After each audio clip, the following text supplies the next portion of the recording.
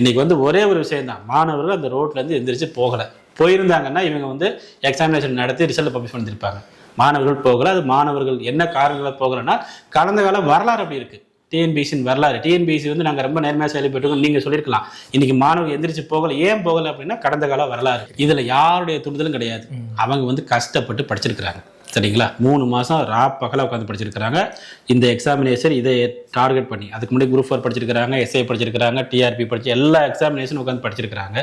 இந்த ஒரு வாய்ப்பை விட்டுட்டோம் அப்படின்னா நம்ம வந்து இதாக முடியாது. அந்த ஒரு வழி தான். எத்தனையோ பேர் பேரண்ட்ஸோட வந்திருந்தாங்க, எத்தனையோ பேர் வந்து பார்த்தீங்க அப்படின்னா பிள்ளைங்களை கூப்பிட்டு வந்திருந்தாங்க. அவங்க யாருடைய தூண்டுதலும் இங்கே உட்கார அவசியம் கிடையாது. ஒருத்தர்லாம் பயங்கரமாக பேச, நான் அந்த இடத்துல பக்கத்தில் இருந்துட்டாலும் போனேன். அப்போ வந்து சரி ஓகே நம்ம ஒரு ஓரமாக உட்காந்து பேசுவோம்ப்பா. அந்த பையன் சொல்கிறேன், சார் இவங்களை பற்றி உங்களுக்கு தெரியும், நல்லாவே தெரியும் டிஎன்பிசி எவ்வளோ பெரிய ஃப்ராடுன்ட்டு, அவங்களுக்கு சப்போர்ட் பண்ணாதீங்க அப்படின்னு ஒரு வார்த்தையாக சொன்னாங்க. அப்போ வந்து யாருடைய தூண்டுதலும் கிடையாது.